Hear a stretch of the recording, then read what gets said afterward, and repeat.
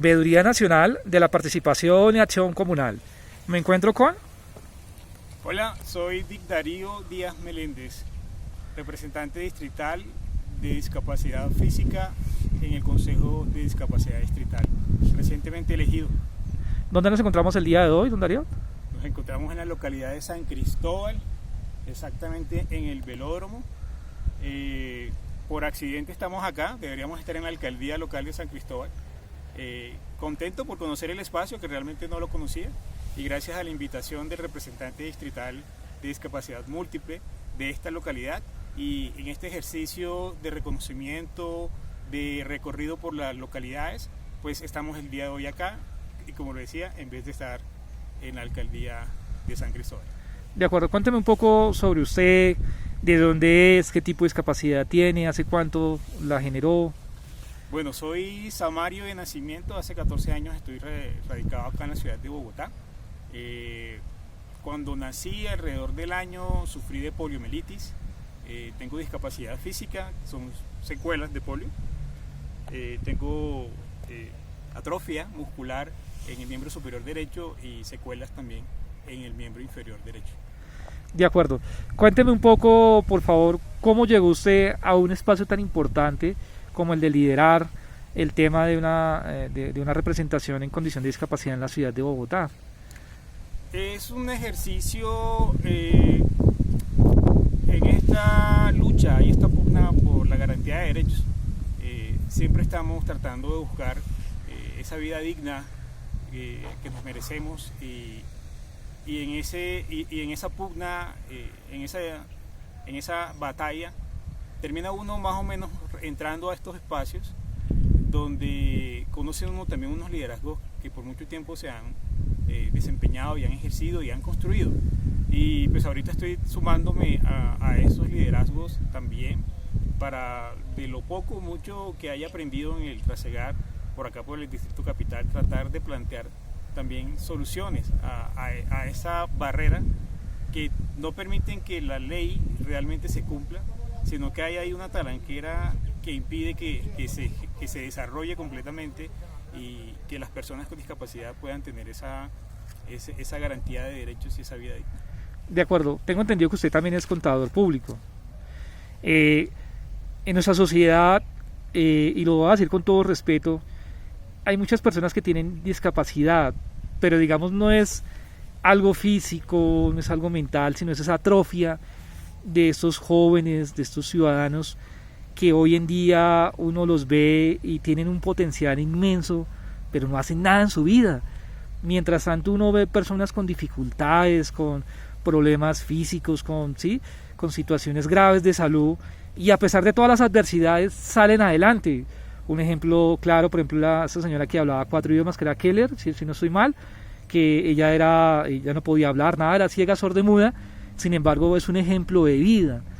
¿Qué mensaje le podríamos dar a estas personas que nos están viendo en este momento y están allá postrados, tirados, teniendo todo un potencial para desarrollar y para poder aportar a la sociedad? Vale, sí, afortunadamente pude terminar una profesión, sí, soy contador público, me titulé hace 14 años más o menos. Llegué a Bogotá ya siendo contador público. Yo lo que de pronto le sumaría a las palabras que ha manifestado, de verdad, ese reconocimiento que haces, es que la discapacidad está en la mente. Sí, las personas son las que se limitan. Y yo sí quisiera de pronto hacer como un llamado a las personas que puedan estar escuchando esta transmisión, para que se sumen y apoyen tal vez a ese clamor que tiene la población con discapacidad para tratar de llevar esa garantía de derechos, porque en la medida que nosotros podamos tener pleno acceso a todos los espacios en esta ciudad y en este país, eso redunda en el beneficio de todos. Cuando se exige esa garantía de derechos, cuando se exige que se implemente, que se ejecute, pueden llegar a espacios como este que tienen hay momentos de acceso, sí, hay otros que toca mejorarlo, pero a medida que todo esto quede plenamente implementado como un espacio completamente accesible, redunda en que una mujer con un niño en silla de ruedas, una mujer con un niño en un coche pueda transitar con el coche por donde quiera. Redunda en que una persona también con movilidad reducida pueda transitar por este espacio por donde quiera. Sí, entonces no es solamente que es para el beneficio de la población, sino que es para el beneficio de todos. En la medida que se facilite el acceso a las personas con discapacidad, se facilita el acceso a todos los sectores poblacionales que en algún momento de su vida puedan tener algún tipo de restricción en su movilidad. Entonces es más que todo apoyar a la población en ese sentido, y también ver a las personas con discapacidad como ese motor también de inspiración. No solamente el ejemplo que colocabas ahorita de Helen Keller, sino podríamos hablar también de Stephen Hawking. Sí, o sea, personas como se han contribuido desde la ciencia también a mejorar la calidad de vida de toda una población, de todo el continente, de todo el planeta. Entonces eso redunda en el beneficio de todos. Y si una persona con discapacidad que pueda hacer el ejercicio, que pueda desarrollarlo, que pueda dársele todas esas herramientas para que lo pueda desarrollar, implementar, pues redundaría en el beneficio de todos. De acuerdo. Hay un tema, bueno, muy relevante en la ciudad, y son los espacios de participación. ¿Realmente esos espacios tienen alguna incidencia en las políticas, en los planes, en los programas, o simplemente los ciudadanos que participan o participamos, porque son muchos espacios, tienen incidencia, o simplemente es comité de aplausos? Yo creo que hay espacios que tienen herramientas para hacer un ejercicio juicioso de control, de evaluación, de diagnósticos, para que realmente las políticas se cumplan. En algunos momentos pueden ser coartados por intereses personales de los mismos que están en esos espacios, que obviamente pueden ser influenciados por la misma administración para procurar frenar ese ejercicio pleno. Si lo revisamos a nivel de discapacidad, es lamentable que hasta la fecha yo no conozco la primera sanción que haya salido de algún ente de control porque no se cumpla, porque las leyes queden ahí guardadas en las gavetas de los escritorios y que no haya una plena ejecución y cumplimiento. Se ve que en otros espacios sí han salido sanciones. Hace poco leí una nota sobre el alcalde de Soacha que iba a ser sancionado por no cumplir la ley de paridad, que era el 30% del gabinete dentro del gabinete de la alcaldía, de esa alcaldía, y ya hay una sanción en trámite. Si bien es cierto que ya soltó la alcaldía, pues ya será una sanción de tipo económica que deberá cumplir. Pero porque también si hay leyes para la inclusión de las personas con discapacidad no se cumplen y no pasa nada. ¿Por qué no hay sanciones de ese tipo? ¿Por qué no hay sanciones? O sea, y no es que se procure sancionar, porque realmente yo creo que cada quien necesita su trabajo, y el hecho de que sea el alcalde electo o que sea el alcalde designado por una terna dentro de una localidad, sí, también creo que necesita el derecho al trabajo, pero por encima del derecho al trabajo también deben estar las garantías que se deben dar. Entonces, ¿por qué no hay una sanción también? Porque un alcalde no cumple el acuerdo 505, donde plenamente está estipulado que la responsabilidad de garantizar los espacios, de garantizar el acceso, de garantizar los ajustes razonables para que los consejos locales de discapacidad puedan sesionar es de la alcaldía, y no lo hacen. Entonces, ¿por qué no hay sanciones en ese sentido? Porque siempre es como que tapemos y no hay como ese control riguroso para que realmente la ley se cumpla. Y en la medida que eso se logre, pues obviamente vamos a buscar que las leyes en temas de discapacidad tengan un pleno desarrollo, una plena ejecución, una plena implementación, y eso es lo que necesitamos. Por eso es que estos espacios son necesarios para que eso ocurra, para propiciar que se garantice, para propiciar que las personas se sensibilicen y más que todo esa empatía para que las personas vulnerables, las personas que tienen limitaciones físicas, las personas que no tienen el acceso pleno a todos los espacios, ni a la información, ni a la comunicación, ni al derecho, entonces es eso, es buscar que desde ahí se propicie y se siembre para posteriormente poder recoger esa garantía plena de derechos hacia la población que tanto lo necesita. Son 437.000 personas con discapacidad en el Distrito Capital, y es injusto que cuando uno mira un plan de desarrollo, pues las metas hacia discapacidad, hablar de 10.000 en relación de casi 500.000 personas, eso no tiene sentido. no tiene sentido. Estamos pasando por una época muy compleja en la sociedad, que es la pandemia COVID-19. Esta pandemia, por supuesto, ha causado pues grandes situaciones o novedades en las sociedades, en los territorios. Una de ellas es la fractura de los procesos, y en ese espacio, en estos, pues hablando de los procesos o espacios de participación, ¿cómo volver otra vez a articular, volver a empoderar, para que los ciudadanos que se sientan afectados y quieran dar su punto de vista o dar su propuesta vuelvan nuevamente a vincularse y articular espacios tan importantes como ese que ustedes lideran en la ciudad y en el departamento y en el país? Bueno, yo considero de pronto que hay diferentes formas de plantearlo, ¿no? Algunos de pronto a través de la virtualidad creen que pueden hacer el mejor ejercicio, otros a través de la presencialidad creen que es mejor. Y no es imponer una visión sobre la otra, sino tal vez complementarlas. Si para alguien desde su casa en la virtualidad cree que rinde mejor, pues tratar de darle esas herramientas. Si alguien desde la presencialidad dentro de la sesión ordinaria que se debe ejercer cree que es el mejor espacio para poder ver al otro y de esa manera también darse a entender, porque a veces no es fácil darse a entender también desde la virtualidad, porque no se ven los rostros muchas veces, porque no sabemos en qué posición está la otra persona, si realmente está escuchando o se retiró del computador y por allá lejos haciéndose alguna labor doméstica. Entonces, ¿cómo tratar de blindar esos espacios para que la gente realmente esté comprometida, para que se cumpla, para que se ejerciten de la mejor forma, de la mejor manera, y de esa forma buscar ese cumplimiento, que realmente lo que buscamos aquí es que se cumplan las leyes? O sea, no nos estamos inventando nada, no estamos pidiendo un exabrupto o algo que normativamente no esté contemplado. O sea, lo que estamos pidiendo es que se cumpla. ¿Por qué no se cumple? Entonces, estos espacios de participación se hacen para ello, para poder lograr ese objetivo. Y en la medida que la institucionalidad realmente se sensibilice y logre entender que no es un capricho, sino que detrás de cada expresión que tengamos en un espacio, como lo son los consejos locales o prontamente el consejo distrital, lo que hay es una voz clamando, una voz suplicando que realmente sea escuchada, sea atendida, porque hay personas que realmente están pasando necesidades. La pandemia acentuó mucho el tema con la población con discapacidad. Hay pronunciamiento de las Naciones Unidas donde realmente está en evidencia que fueron los que más quedaron atrás, fueron los que más dejaron olvidados, los que no les dieron el goce pleno de sus derechos, como es la atención en salud, los temas de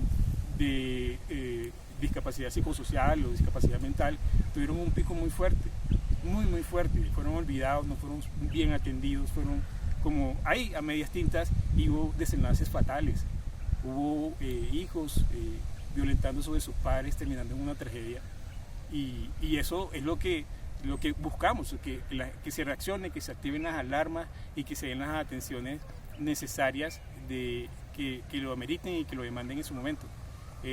Las personas que más colocaron muertes fueron las personas con discapacidad. Y hay estudios, aquí en caso en Colombia, en Bogotá, alrededor de casi que más del 50% de los decesos por COVID eran personas con comorbilidad, es decir, eran adultos mayores que tenían discapacidad. Entonces, esos son los que donde más atacó el COVID, fue ahí. ¿Y por qué no desplegar la infraestructura administrativa, institucional, para atender y mitigar donde realmente el COVID está atacando con más violencia? Y eso es lo que se busca a través de estos espacios, es precisamente poder encender esas alarmas para que la atención sea oportuna y no sea simplemente pues que llegue cuando ya no hay nada que hacer. Usted toca un tema muy interesante, que es el tema de la virtualidad. En una sociedad de la información, las personas en condición de discapacidad están informadas. Se necesita desarrollar más plataformas, más tecnología para poder entender, para poder expresar sus puntos de vista, o ya todo está hecho, o hay mucho por hacer. Mira, hay algo que con la convención se consideran unos derechos importantes para la población. Uno es el acceso, ¿cierto? El acceso es una de las herramientas jurídicas más importantes que se ha logrado. Incluso la única convención a nivel mundial que habla de acceso y que busca garantizar el acceso es la Convención de las Personas con Discapacidad. No hay otra convención que lo contemple. Y cuando se habla de acceso, también se habla de acceso a la información. O sea, no es solamente el acceso físico. Sí, es importante el acceso físico, es importante el acceso al transporte, es importante el acceso a la comunicación. Entonces, si bien es cierto que estamos en una virtualidad, lo importante acá también es cómo garantizar que haya el acceso pleno, efectivo y oportuno a la información. Porque es que muchas veces sí estamos en el espacio, simplemente nos hablan de cifras, pero no se enseña la información, no se muestran los diagnósticos, no se muestra la formulación, no se muestra cómo va la implementación, la ejecución del presupuesto. Entonces como que todo ahí es como un cheque en blanco y se trata el tema en la reunión que puede ser virtual y digo, o sea, listo, no importa, pero más que sea virtual también es como garantizar que, listo, primero, garantizamos el acceso al espacio, es decir, que se tenga la herramienta y los recursos tecnológicos para poder ingresar al espacio. Pero a su vez hay que garantizar también el acceso oportuno a la información para que la persona que ingrese pueda revisar lo que se está haciendo y ya poder decir, hombre, sí, la administración está cumpliendo, o decir aquí hay vacíos, o decir aquí falta complementar, aquí hay que ajustar, aquí hay que corregir, o esto no está sirviendo. Sí, porque digamos que el juicio de valor puede ser positivo, podría ser negativo, o podría haber matices en ese sentido, pero ¿cómo garantizar eso? Entonces también debe garantizarse el acceso a la información, que eso normalmente es lo que padecemos y sufrimos cada vez que pedimos una información con dilataciones, entregan un pedacito, entonces toca volver a mandar otro correo y decir faltó otra cosa, y así. Entonces eso hace que los espacios no tengan ese dominio y esa apropiación del tema, porque la información no es abierta antes porque incluso hasta eso, o sea, la información debe ser entregada como oportunidad para que antes de la reunión podamos revisarla, analizarla e incluso preparar preguntas, formular preguntas para la administración. ¿Y eso qué ayuda? Ayuda a que la misma administración, si en algo se está equivocando, reevalúe, corrija, ajuste. Porque es que no se trata simplemente de criticar, porque las críticas pueden ser positivas en el sentido de que es un examen para ellos, decir, hombre, si lo estamos haciendo bien, o si falta hacer algo, pues alguien externo nos podrá concientizar al respecto de que faltó hacer algo y en ese orden de ideas tomar esos correctivos. Pero se cierra, se oculta la información como tratando de tapar eso, pero no habría nada que tapar, o sea, es simplemente información que debe ser analizada y procesada.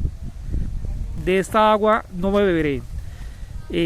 Pues haciendo relación a esta frase, muchos ciudadanos del común creen que nunca van a tener una situación de discapacidad. Desafortunadamente a veces la vida a uno le pone retos, un accidente de tránsito, una enfermedad de salud, etcétera, etcétera, etcétera, y lo pone a uno en vulnerabilidad, en condición de discapacidad. ¿Qué decirle a este ciudadano del común para que estas situaciones que los están afectando hoy a ustedes, ojalá a ellos, cuando, que Dios no quiera, pertenezcan a este gremio, los vaya a afectar también? Muy chévere, muy bonito, porque así como dice, esta agua no beberé, había a veces como la reflexión también al interior de la familia, cuando tal vez alguien se burlaba de otra persona y le terminaba pasando lo mismo.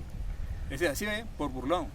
Entonces como que no se gana nada con cerrar el espacio a las otras personas o burlarse de las otras personas, porque como bien lo decías, o sea, la discapacidad o nacemos con ella o la adquirimos en el tránsito de nuestra vida en este planeta. Yo no nací con una discapacidad, pero me siento como si hubiese nacido porque no me conocí sin discapacidad. O sea, me conocí a mí mismo, me conocí siendo discapaz. O sea, entonces yo me siento como si hubiese nacido con discapacidad. Pero hay gente que no nace con la discapacidad y cuando la sufre y tratar de adaptarse al entorno, choca. Sí, es tratar de asimilarse a sí mismo con una deficiencia física o con algún miembro que no le funcione o algún sentido que también tenga algún tipo de dificultad, es complejo y es difícil. Es difícil como volver a aceptarse, como asimilarlo, como armonizarse con el ambiente.